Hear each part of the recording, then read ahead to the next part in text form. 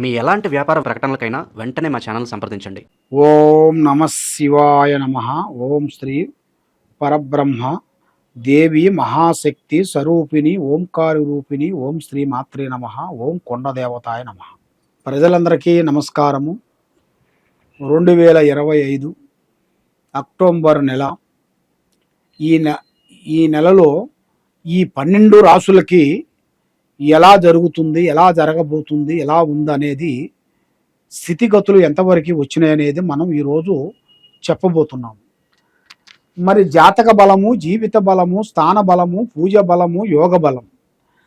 మరి ఈ 12 రాసుల్లో ఉండవలసిన వాళ్ళందరికీ శని మహాదశ ఎంతవరకు వచ్చింది, గురు బలం ఎంతవరకు వచ్చింది, రావు దశ ఎంతవరకు వచ్చింది, కేతు దశ ఎంతవరకు వచ్చింది, ఈ 12 రాసుల్లో ఉండవలసిన వాళ్ళకి ఈ అక్టోబర్ నెలలో ఏమి జరుగుతుంది, ఏమి జరగబోతుంది. కాబట్టి ఎన్నో రోజుల నుంచి వీళ్ళు అనుకున్న పనులు కొన్ని కాకోకుండా, చేతికాటుకు వచ్చినాయి కొన్ని చేజారిపోవటం, అనుకున్న ఉద్యోగాలు ఎంత ట్రై చేసినా కాకోకుండా, పెళ్ళిళ్ళు ఏది ఆలోచించినా ఎంత ట్రై చేసినా పెళ్ళిళ్ళు కాకోకుండా, కళ్యాణాలు కూడా దగ్గరికి వచ్చి దూరం కావటం, సంతాన భాగ్యంలో కూడా బ్రేకు కావటం, ఆరోగ్య సమస్యలో కూడా చాలా చాలా చాలా వరకు ఇబ్బందులు పడటం. మరి వీళ్ళు ఏ కార్యక్రమం అనుకున్నా, ఏ పని అనుకున్నా కూడా ఆ పని చేతికాడుకు వచ్చి చేజారిపోవటం.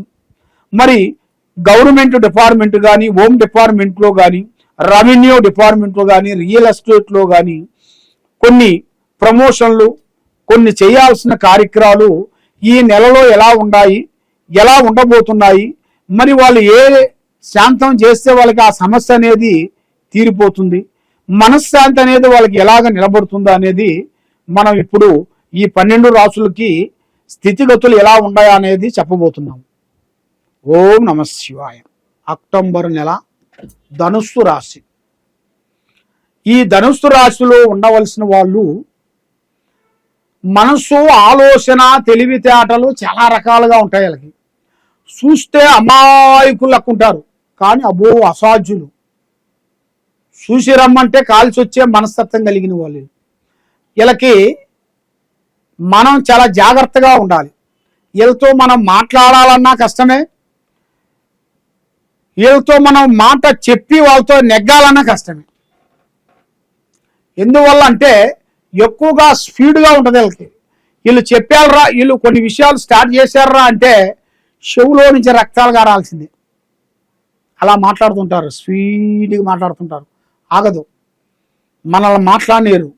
ఎదుటి మనిషితో మాట్లాడేది కాదు, వాళ్ళు చెప్పేదే వేదం, మనం చెప్పేది వేదం కాదు. ఆ విధంగా కలిగిన మనస్తత్వం కలిగిన వాళ్ళు. మరి ఇలా జాతక యోగంలో చూసుకుంటే మంచి అదృష్ట యోగము, విద్యారంగంలో చూసుకుంటే మంచి విద్య, తెలివితేటలు, ఆలోచన అన్నీ బాగున్నాయి.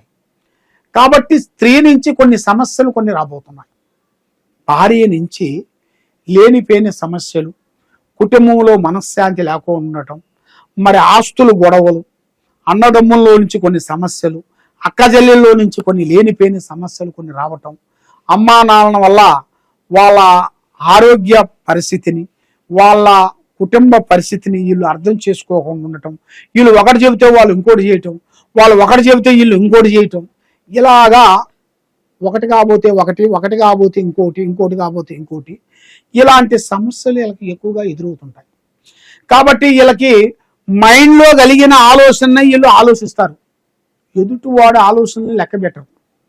ఎందువల్ల అంటే వీళ్ళు ఎక్కిన గుర్రానికి 3 కాళ్ళు అంటారు, కానీ దానికి 4 కాళ్ళు ఉంటాయి. గుర్రానికి 4 కాళ్ళు ఉంటాయి, 3 కాళ్ళు ఉండవు. అదేవిధంగా కొంచెం ఆలోచన కూడా వెళ్తే కొంత జాగ్రత్త పడాలి. జాగ్రత్త పడకోకుండా ఏం పర్వాలేదులేని ముందడుగు వేశారనుకోండి, లేనిపోయిన దాంట్లో ఎరక్కబోతారు. లేనిపోయిన సమస్యలు స్త్రీ నుంచి కానీ, పురుషుడి నుంచి కానీ, కుటుంబం నుంచి కానీ, భార్యాభర్తల నుంచి కానీ, అన్నదమ్ముల నుంచి కానీ లేనిపోయిన సమస్యలు వీళ్ళకి వచ్చి పడిపోతాయి. దానివల్ల వీళ్ళకి ఉద్యోగము, ఆరోగ్యము, చదువు, మనస్సు, వేదన, టెన్షను అన్నీ ఉండి బాధపడుతుంటారు.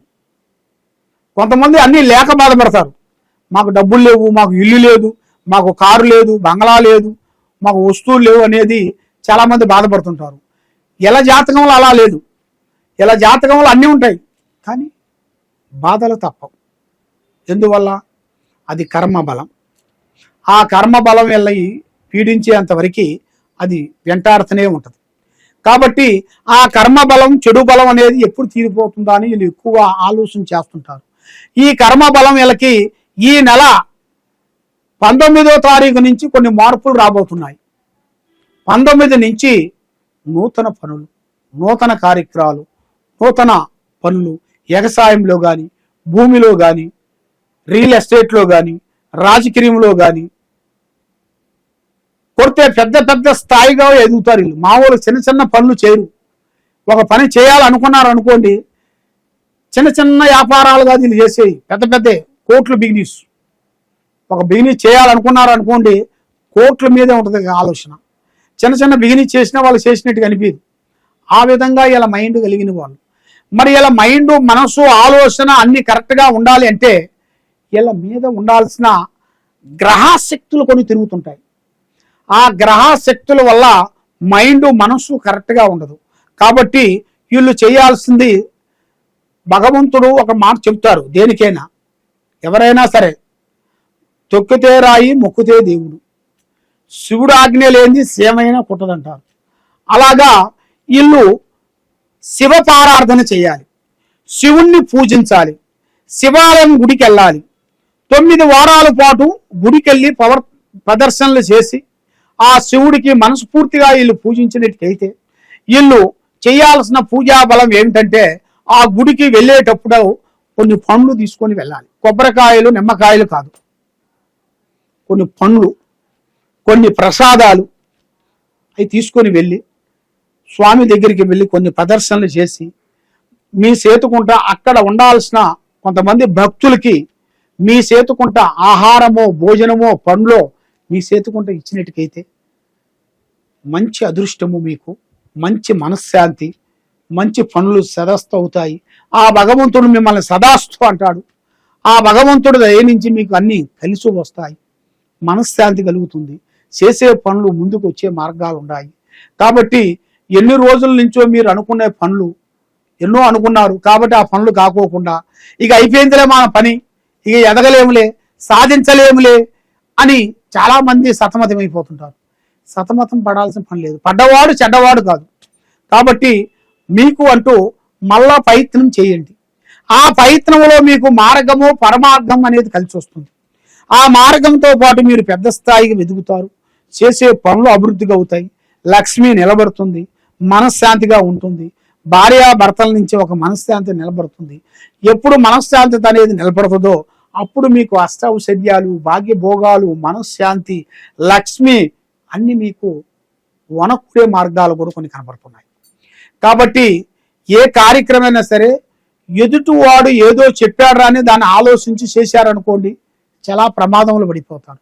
కాబట్టి మీ పెద్దవాళ్ళని గౌరవించండి, పెద్దవాళ్ళని, వృద్ధుల్ని ప్రేమించండి, అన్నదానం చేయండి, వృద్ధులకి సాకారం చేయండి, వస్త్రదానం చేయండి. వస్త్రదానం చేస్తే మీకు అన్ని విజయాలు కలుగుతాయి, మనశ్శాంతి ఉంటుంది. మీ సేతుకుంట కొన్ని వనంలో దొరకాల్సిన కొన్ని పండ్లు కానీ, పలహారాలు కానీ అవి మీరు తీసుకొని వెళ్ళి వృద్ధులకి సాకారం చేయండి. ఆ వృద్ధులకి ఇస్తే మీకు తప్పకుండా సదాస్తు అనేది, విజయం అనేది అవుతుంది, మనశ్శాంతి నిలబడుతుంది, లక్ష్మి నిలబడుతుంది, చేసే కార్యక్రమాలు అభివృద్ధి అవుతాయి.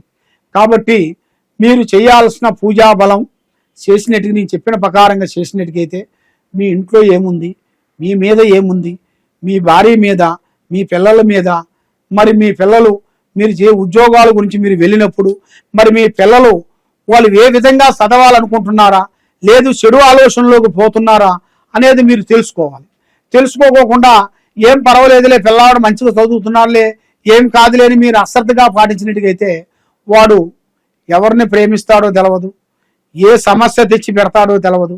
దానివల్ల మీరు తల కిందకి వేసుకోవాల్సి వస్తుంది. కాబట్టి ఆ తల కిందకి వేయక ముందే జాగ్రత్త చేసుకోవాలి.